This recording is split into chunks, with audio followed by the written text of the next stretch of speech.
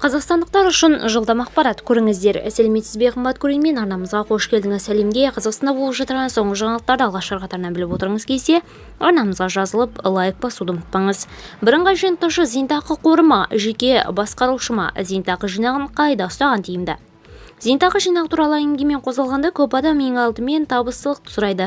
Қай жерде кіріс көбірек, қай басқарушы көп пайда келеді, ақшаны қайда аударған тиімді деген сұрақтар жиі айтылады. Бірақ зейнетақы ақшасын қарапайым депозитпен немесе қысқа мерзімді инвестициямен салыстыру дұрыс емес. Бұл адамның бірнеше 10 жыл бойы жинайтын капиталы. Ертеңгі қарттықтағы табыс, қауіпсіздік және өмір сапасы осы жинаққа байланысты болуы мүмкін. Сондықтан мұнда бір ғана пайызға қарап шешім қабылдау қауіпті. Табыстылықпен бірге тәуекел, кепілдік, комиссия, инвестиция бағыты салымшының жасы және зейнетке дейінгі уақыты қатар есептелуі керек. Қазақстанда қазір зейнетақы жинағын басқарудың екі негізгі жолы бар. Біріншісі жинақты бірыңғай жиынтықшы зейнетақы қорында қалдыру. Бұл қаражатты ұлттық банк сенімгерлік басқару арқылы инвестициялайды.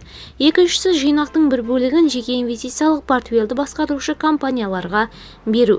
2023 жылғы 1 шілдеден бастап салымшылар міндетті және міндетті кәсіпті зейнетақы жарналары есебінен қалыптасқан жинағының 50%-на дейін жеке басқарушыға аудара алады. Ал ерікті зейнетақы жинағын 100%-ға дейін жеке басқарушыға беруге мүмкіндік. Қазіргі сандар халықтың әлі де сақ екенін көрсетеді. 2026 жылғы 1 маусымдағы жағдай бойынша ұлттық банк пен жеке басқарушылардың басқаруындағы зейнетақы активтерінің жалпы көлемі 27,63 триллион теңге болды. Оның негізгі бөлігі ұлттық банктың сенімгерлік басқаруында тұр. Неге көп адам жинағын бірыңғай жиынтықшы зейнетақы қоры ішінде қалдыруға бейім? Бірінші себеп мемлекеттік кепілдік. Қазақстанда міндетті зейнетақы жарналары мен міндетті кәсіптік зейнетақы жарналарының сақталуы мемлекет кепілдік береді.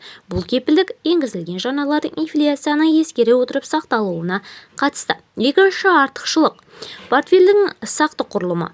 Ұлттық банк зейнетақы активтерін аса тәуелді құралдарға салмайды. Оның мақсаты қысқа уақытта жоғары пайда қуу емес, жинақтың ұзақ мерзімде сақталуын қамтамасыз ету. Видеомыз кеңінен таралу үшін лайк басыңыз, жақындарыңызға таратуды ұмытпаңыз.